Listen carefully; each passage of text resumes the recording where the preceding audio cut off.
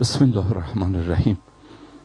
الحمد لله رب العالمین بارئ الخلائق اجمعین و الصلاة و السلام علی سید الانبیاء و خاتم النبیین حبیبنا و حبیب اله العالمین ابی القاسم المصطفى محمد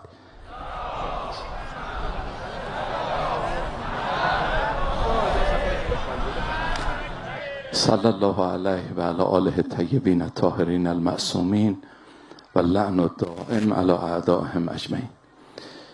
در جلسه گذشته عرض شد که شیطان و دستگاه ابلیس از جن و انس به خصوص در آخرالزمان یک دورانی رو ایجاد میکنن طبق روایات ما به عنوان دوران حیرت و سردرگمی که به قدری حملات شیطان و دستگاه او فراوان هست به سمت مؤمنین که اهل بیت این دوران رو به عنوان دوران تحیر، دوران حیرت نامیدن. تو روایات متعدد این مسئله مطرح شده. به اعتقادات و ارزش‌های اخلاقی مؤمنین حمله میشه و عرض کردیم به هر حال یه واقعیتی است که شیطان یه موجود تخیلی، یه موجود سمبولیک نیست، حقیقتاً یک موجود واقعی هست با لشکریان که شوخی هم با احدی نداره. در روایات داره که اگر فرماندهان و سران لشکرش کوتاهی بکنن شیطان اونها رو گردن میزنه، یعنی با تمام قوا به هر حال وارد میدان شده. به تعبیر فیلسوف بزرگ خدا رحمت کنه مرحوم ملا صدرا، ایشون یه تعبیری تو تفسیرش داره، میگه شیطان برای حضرت آدم و حوا قسم خورد که میخواد نصیحتشون کنه و قاسمهما انی لکما لمن الناصحین. این تو قرآن هست. قسم خورد که میخواد نصیحتشون بکنه، فریبشون داد. برای ماها که قسم خورده میخواد فریب بده دیگه چیکار میکنه؟ برای ماها قسم خورده فبعزتک لاغوینهم اجمعین، همه رو اغوا میکنم، همه رو فریب میده. در هر حال این وضعیت ابلیس و شیطان در آخرالزمان عرض کردیم نقشه های متعددی برای او تو قرآن و روایات بیان شده. یکی از سنگین ترین نقشه های شیطان این هستش که پیوندهای مقدس و محبوب خدا تو جامعه رو اونها رو از بین میبره یا سست میکنه. پیوندهایی که اگر این پیوندها برقرار باشه دین تو جامعه برقراره، اخلاق و تربیت تو جامعه برقراره. مثل پیوند اعضای خانواده که یکی از پیوندهای محبوب خداست. اگه خانواده دچار فروپاشی بشه قطعا جامعه دچار فروپاشی میشه. پیوند زن و شوهر، پیوند بین پدر و مادر و فرزندان، پیوند بین برادر و خواهر با هم دیگه، پیوند بین اعضای فامیل، پیوند بین مؤمنین با هم، پیوند بین مؤمن و امام و رهبر الهی، این همه پیوندهای مقدس و محبوب خداست که این پیوندها رو شیطان مورد هجوم و حمله قرار میده. باز من دیشب اینو عرض کردم فقط برای اینکه احیانا اگر برادران و خواهرانی که تشریف نداشتن فقط اشاره میکنم. شیطان این رو میدونه که اگر یک انسان تنها بشه، پیوندش با دیگران قطع بشه، طبیعتا نصیب خیلی راحت‌تر نصیب اون میشه و شیطان میتونه او رو دچار لغزش بکنه. برای همینم هست برادر بزرگوار، خواهر بزرگوار، برای همینم هست که تو دین ما اینقدر سفارش شده به اینکه مؤمنین با همدیگه باشن، پیوندهاشون رو برقرار بکنن. مثلا ببینید یکی از سفارش‌های اکید که در دین ما هست، همتون هم میدونید، سفارش به نماز جماعته که نماز رو جماعت بخونید، به صورت جمعی بخونید. حالا من کاری به ثوابش ندارم که تو رساله ها نوشته شده و تو روایات ما هست که اگر تعداد جمع از 10 نفر بره بالا دیگه ثواب اون نماز رو جن و ملک دیگه نمیتونن بنویسن.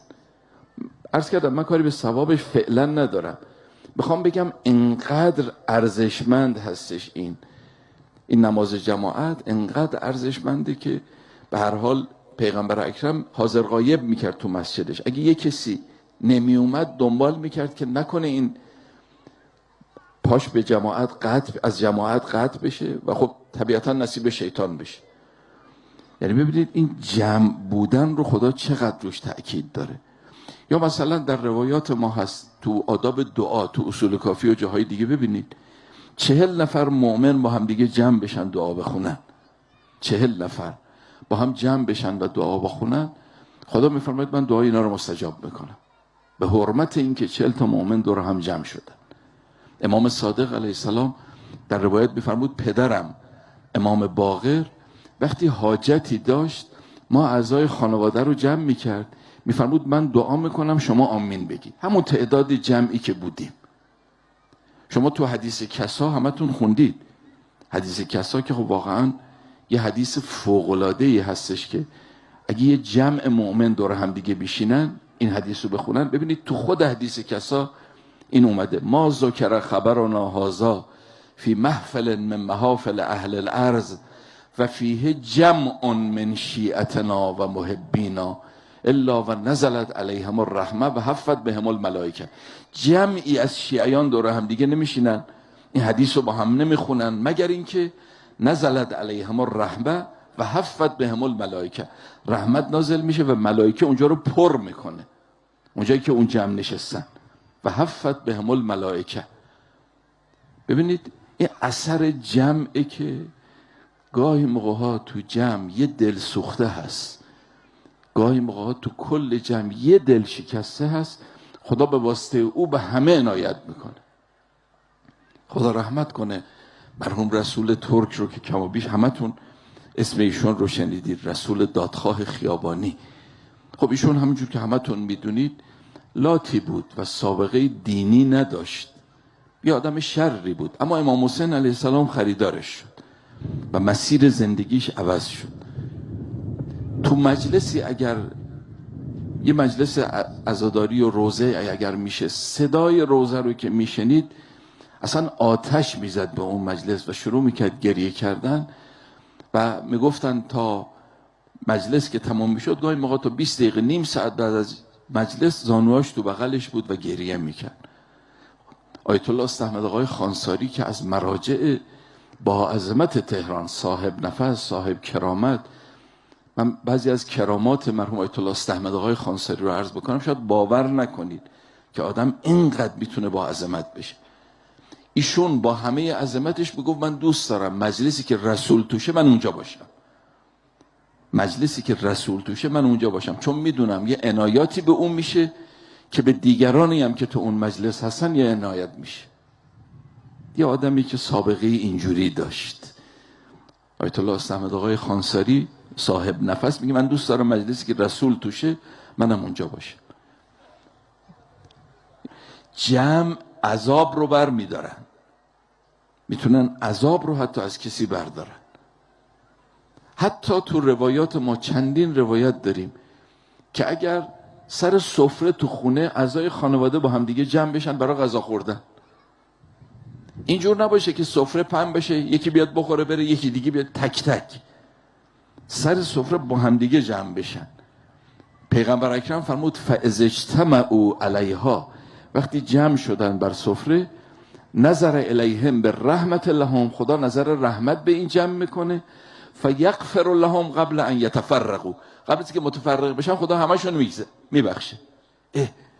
خدایا اینجا سر سفره نیستن دارن میخورن میخندن میگن، ذکر نمیگن قرآن نمیخونن که، خدا میگه باشه بگید و بخندید، من دوست دارم جمع باشید با هم، این جمعتون رو من دوست دارم. ببینید جمع عجیبه.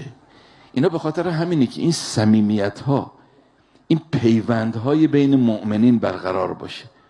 خدا اون پیوند رو خیلی دوست داره و شیطان همینو میخواد بزنه، همین پیوندهای مؤمنانه رو، انواع و اقسامش رو میخواد بزنه که اگر این پیوندها گسسته بشه یا سست بشه، دینداری و اخلاق تو جامعه سست میشه، دچار فروپاشی میشه. من این رو عرض بکنم خدمتتون برادر بزرگوار، خواهر بزرگوار، حالا بحث پیش اومد حیفم میاد این مطلب رو خدمت شما نگم. پیوند و رابطه‌ای که بین مؤمنین تو جامعه ایمانی هست یک پیوند کاملا واقعی و تکوینیه. عنایت بفرمایید چی میخوام بگم. ببینید پیوندی که بین مؤمنین تو جامعه ایمانی هست صرفا اینجور نیست که ما با هم دیگه شهروند یک شهریم، مثلا شما بگید ما دامغانیم، اون یکی بگه ما تهرانیم، به خاطر این پیوند با هم داریم چون شهروند یک شهریم. یا بیان بگیم چون مثلا فرض کنید همه تو مرز ایرانیم، ایرانی هستیم، با هم پیوند داریم چون ایرانیه. یا بیان بگیم چون نژادمون مثلا نژاد آریایی هستش با هم اینا نیست.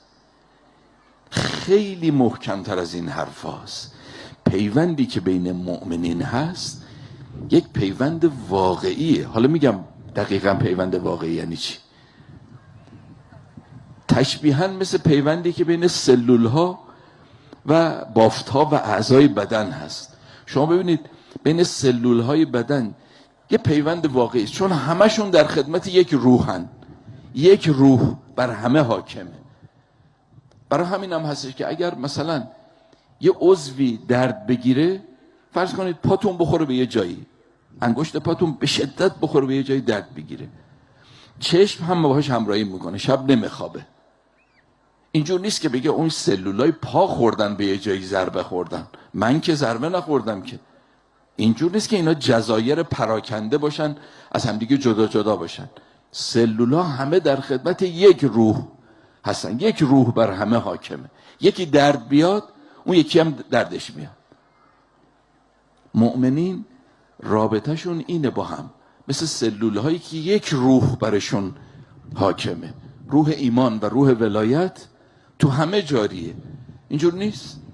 الان این جمعی که اینجا نشستن به عنوان نمونه کل جامعه ایمانی، این جمع که اینجا نشستن، تردید دارید که ولایت امیرالمومنین علیه السلام تو تک تک این جمع مثل یه نخ تسبیح که تو همه دونه ها رفته، ولایت امیرالمومنین علیه السلام تو تک تک این جمع هست. تو این آقا هست، تو اون آقا هست، تو اون خانوم هست، تو اون بزرگ هست، تو اون بچه هست، تو همه هست. البته قبول داریم کم و زیاد داره، درجات داره، اما با همه این احوال اصل ولایت تو همه هست. یک روح بر همه اشراف داره، روح ایمان، روح ولایت، همه در خدمت اون روح هستن و او همه اینها رو با هم این پیوند واقعیه. این پیوند واقعی هستش.